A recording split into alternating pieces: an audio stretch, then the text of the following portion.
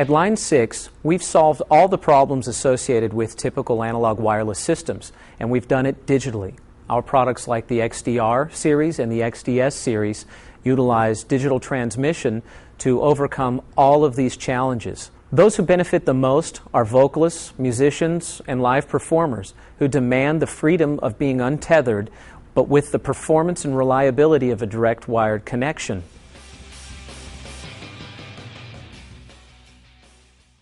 Bosch Communication Systems, a business unit of Bosch Security Systems, is now one of the world's leading manufacturers and suppliers of professional audio, wireless, life safety, and communication equipment. Bosch Communication Systems offers complete system solutions for the world's most critical high-profile installations and events. Together, the future sounds secure. Well, welcome back to Sound and Communications Viewpoint.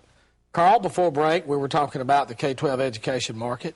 One of the things I would like to discuss briefly is the difference between that and the higher education market. Oh, big difference between those two.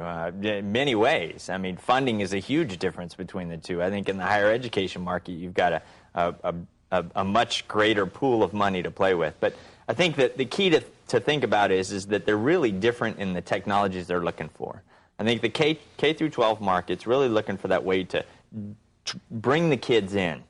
How do we work with them as multimedia learners that we were talking about before? The higher ed market, those guys need that information. They're there for a purpose. It's a totally different market. So I think that the focus as we work in the K through 12 market is the equipment and what kind of equipment will draw the kids out. And we talked about that at length. We talked about the interactive whiteboards and the tablets and the response systems and so forth. All those are devices that help us really work towards the capabilities of the students and the multimedia learning process.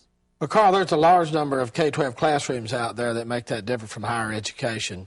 I think one of the most important pieces as you look at this organization for penetrating the K-12 market space is the volume that can be Oh, absolutely. assessed. We barely scratched the surface. I mean, the technology has always been so expensive that the school districts didn't even really consider it. And I think as the technologies come down in price and we've been able to now implement it in some classrooms, I think more and more schools are looking at that. The percentage of classrooms that have been penetrated is like 2 or 3%, I think, at this point. So the numbers are astounding as to what's available out there. Yeah, I believe there's over 3 million classrooms out there that will need to be renovated to audiovisual technologies. And I don't think there's any question about whether they will have those technologies. It's a question of when. Absolutely. It's one of those issues that the internet, the graphics world, the audio world has penetrated all of our society in every aspect, from home to the shopping place to the workplace.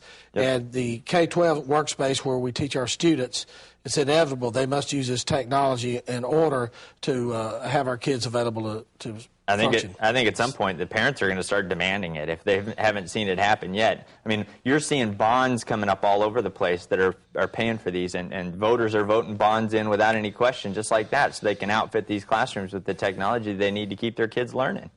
Yeah, I think we see the same approach that we did in the IT world when computers first came about in the classroom. Yeah. The big demand to get the students on task with the computers. One of the reasons you have so many computer labs out there today, parents are very concerned that their kids are being taught technologically, not only about the technology, but how to use the technology and how to research the information that's available today. Well, and I think it's more important that we get AV in the classroom, because a computer lab, a student's going to be in there. You got 1 or 2 computer labs on a campus. Student's going to be in there for a few hours, maybe an hour every other week, or maybe an hour a week. The classroom is a place they're going to be all day. So we got to get that technology in the classroom. It's actually made us really kind of change our whole company structure, because as the technology changes, as the people we're required to do more things, I think that we've actually started working with IT folks, structured cabling folks. We're bringing on different staff so that we can meet the needs of the district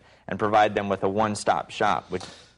I think, too, the companies that work with K-12, going back to something comment you made earlier, it's important to be more of a total solution provider. Absolutely. School districts are looking for someone who can bring the technology in, can implement that technology, train the teachers how to use the technology, and then train the teachers how to take the curriculum and implement the day-to-day curriculum mandated by the state and the federal government to deliver the curriculum to the students in a fashion that the students' test scores actually improve. Right, and there's resources out there with this technology where people are creating content that's state curriculum-based content so that they can take it straight to the classroom. A lot of the manufacturers that we're working with are working in relationships with those individuals, taking that content straight to the classroom. Well, Carl, I think you make some good points on that, and I think we've had some good conversation about that.